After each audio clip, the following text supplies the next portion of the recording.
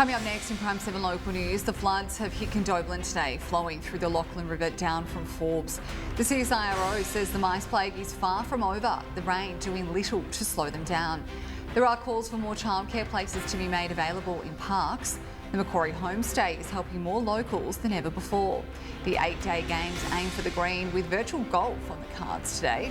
And in the national news, the dramatic breakthrough in the disappearance of 2 campers missing for 20 months. And queues at the border as South Australia welcomes us back with open arms. Join the Prime7 Local News team in just a few minutes at 6 o'clock. We'll see you then. This is Prime7 Local News. Tonight, the SES warns Budjerabong residents could be cut off from neighbouring towns for up to 5 weeks. There's fears recent flooding could cause a resurgence in mice populations across the region. I'm Daniel Gibson. Later on this news hour, anger and disbelief as an accused rapist is set free on bail. And the shocked suspect as police make an arrest in the case of 2 missing campers. Now, Prime7 Local News. Good evening. Budjerabong residents could be isolated for more than 1 month, according to local SES.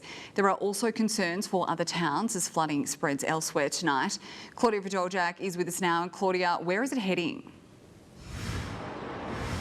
The worst of it is passing through Geelong now, Elly, but it has also reached Condobolin today. Locals have told us these levels rose very quickly this morning, passing 5 metres. Budjerabong is still cut off from the town, and SES is warning residents to prepare to be blocked from neighbouring communities, possibly for up to 5 weeks. The RFS has been flying teachers into the town from Forbes to make sure school can go on in Budjerabong. Predicted rain could pose a threat to communities along the Lachlan River.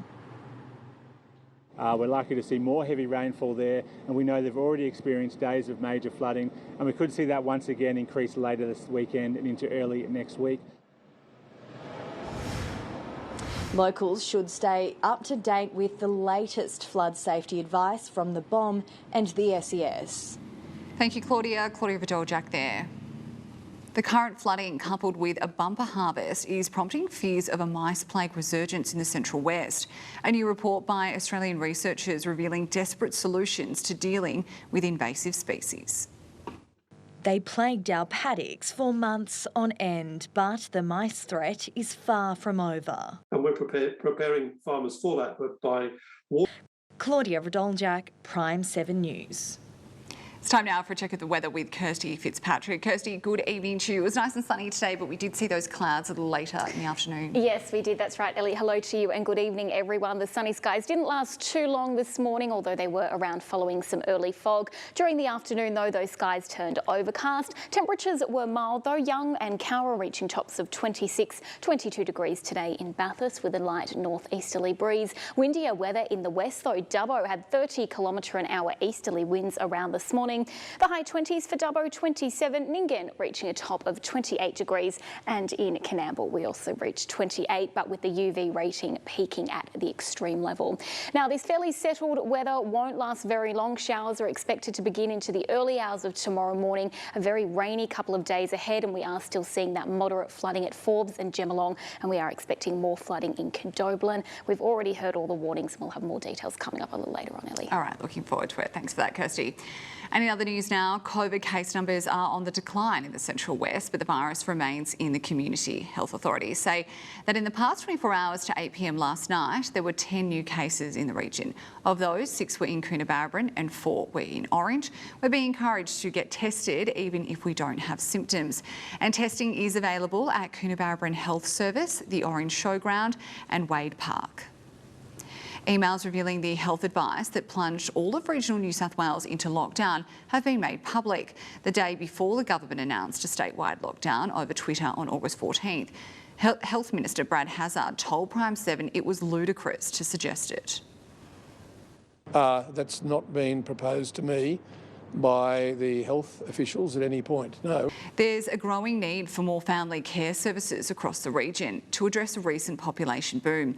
And in Park, some families say they've struggled to find suitable services long term.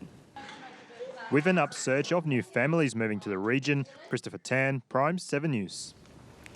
It's the multi-billion-dollar plan to build a faster route to and from the Central West, and now it's your turn to have your say on the upgrade proposal to the Great Western Highway.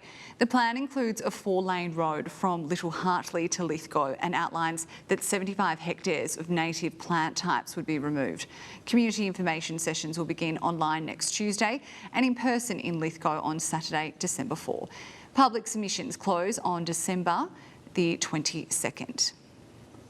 2 Aussie researchers are working on a potential cure for asbestos cancer, saying early trials have shown extremely positive results.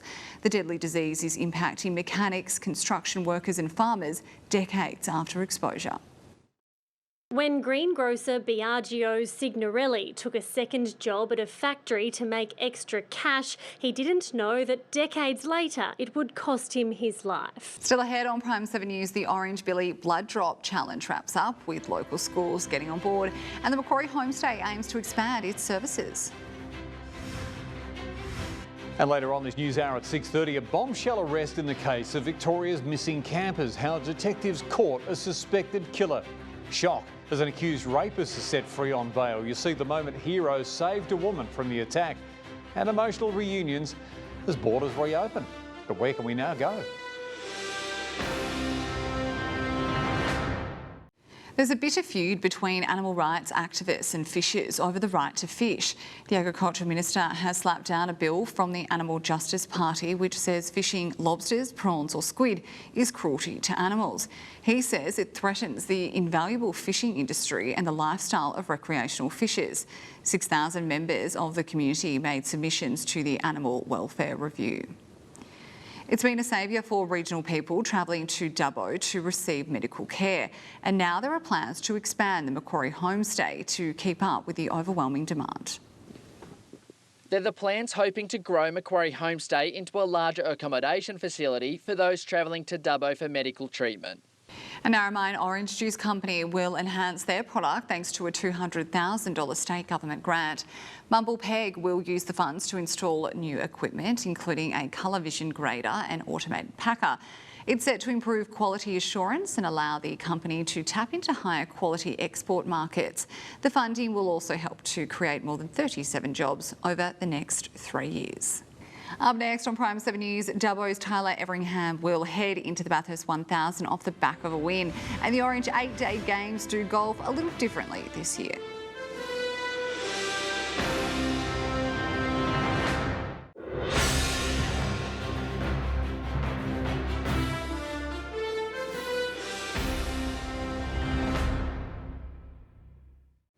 For many golfers, getting the chance to play at some of the world's most famous courses would be a dream come true. But now some local players will have that opportunity, but not in the way you might think. Orange's new golf simulator has seen plenty of action, as weather conditions prevent many sport enthusiasts from getting any play in. Well, parkrun events across the Central West are going digital. Historically, in order to finish the event, participants had to present a printed barcode to record their results. This could be in the form of a paper printout, wristband, card or tag. But now, in an effort to minimise conflict with runners, parkrun will also accept digital copies of personal barcodes. Meanwhile, Dubbo Parkrun has revealed they're likely to reopen on December 18. And still to come in Prime7 Local News, Kirstie Fitzpatrick is back with your local weather details.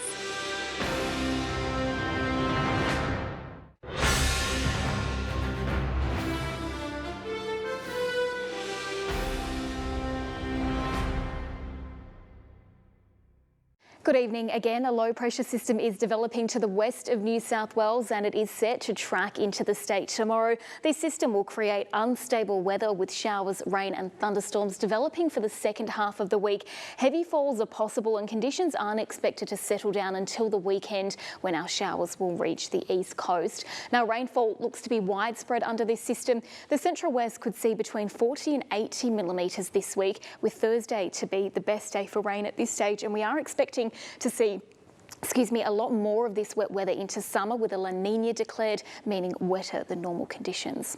On to the middle of our working week now. We will see showery and overcast conditions tomorrow. 8 to 15 millimetres of rain likely starting through the morning. Heaviest falls though towards tomorrow evening. Thunderstorms could also develop, but temperatures will remain mild, reaching 27 at Coonamble with a high humidity and fairly gusty winds, orange a top of 19. As we track into Thursday, heavy rainfall is expected with the heaviest showers likely during the early hours of the morning. Heavy rain is also possible from about 3 p.m. in the afternoon. All up, we could see 20 to 40 millimetres of rain and the chance of storms producing those isolated heavy falls. Fairly warm northerly winds at times and temperatures reaching the low to mid-20s, 23 for Mudgee and Young, with some renewed flood warnings expected.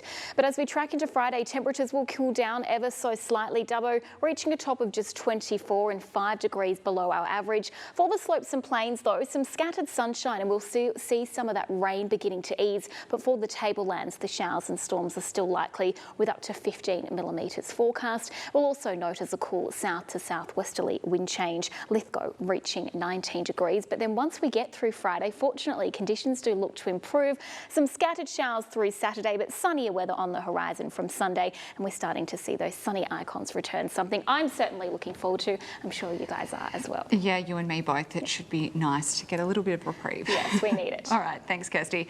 And that is your local news for tonight. Stick around for your national news with the outrage from police as a court lets an accused rapist walk free on bail. Stay with us.